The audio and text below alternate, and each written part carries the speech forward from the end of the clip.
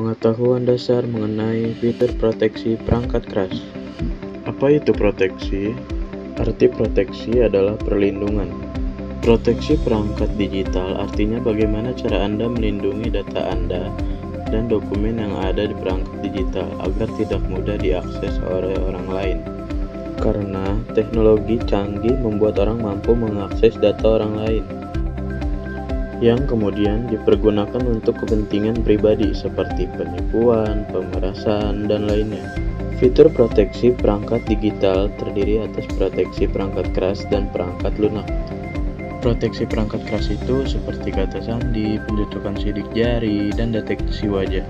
Proteksi ini sudah sangat umum digunakan. Untuk proteksi perangkat lunak bisa menggunakan Find My Device, backup data, dan pemasangan antivirus. Pengetahuan dasar mengenai proteksi identitas digital dan data pribadi di platform digital. Di era digital seperti sekarang ini, data pribadi seseorang sangatlah mudah ditemukan di dunia maya, entah itu yang sengaja diunggah oleh sang pemilik maupun yang disalahgunakan oleh oknum yang tidak bertanggung jawab. Maka itu, negara wajib melindungi data pribadi warganya, tetapi negara juga tidak bisa bekerja sendiri. Semua pihak juga harus turut andil dalam upaya perlindungan data pribadi. Siapa saja semua pihak tersebut?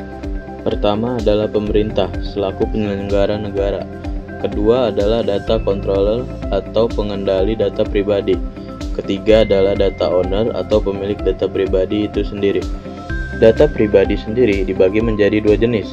Pertama, data pribadi yang bersifat umum, seperti nama lengkap, jenis kelamin, kewarganegaraan, dan lainnya. Kedua, data pribadi yang bersifat spesifik, meliputi data informasi kesehatan, data genetika, data keuangan pribadi, dan lainnya. Pengetahuan dasar mengenai penipuan digital.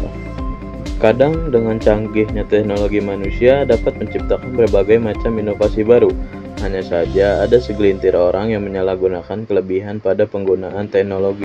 Logisnya, para pelaku penipuan ingin korbannya mengikuti apa yang diperintahkan oleh si penipu, yang ujung-ujungnya minta uang atau memeras si calon korban. Berikut beberapa modus penipuan yang sudah menelan korban. Yang pertama, modus menakut-nakuti. Modus penipuan ini memakai tekanan psikologis buat menjebak para korbannya. Penipu merekayasa korban agar bisa membuat mereka panik, sehingga melakukan tindakan yang diinginkan oleh penipu. 2. Modus gangguan teknis. Modus penipuan itu tujuannya adalah untuk menggiring korban untuk melakukan transaksi di luar aplikasi resmi.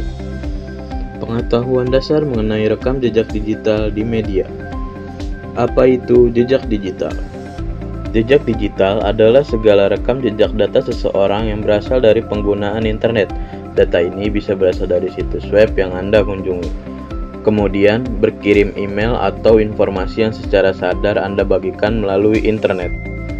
Contoh lain, Anda mengunggah konten ke media sosial, meninggalkan komentar, berbelanja online, dan sebagainya. Semua ini berpeluang menjadi jejak digital yang akan tersimpan di permanen internet. Jejak digital juga bisa terekam pada komputer dan smartphone yang Anda gunakan. Jenis jejak digital. Jejak digital aktif. Jejak digital aktif artinya data atau informasi dibagikan secara sengaja melalui media sosial atau website. Contoh jejak digital aktif diantaranya ketika Anda mengunggah konten di media sosial. Jejak digital pasif tidak sama dengan jejak digital aktif. Jejak digital pasif merupakan data atau informasi yang dikumpulkan tanpa sepengetahuan pengguna atau pemilik. Risiko yang ditimbulkan dengan adanya jejak digital. Digital exposure. Apa yang dimaksud dengan digital exposure? Digital exposure merupakan akses bebas yang berhasil didapatkan oleh barang yang tidak bertanggung jawab pada data-data Anda. Phishing. Phishing adalah serangan manipulatif yang dapat membahayakan pengguna melalui pembobolan data-data penting, seperti korban masuk melalui link palsu yang dibuat oleh pelaku.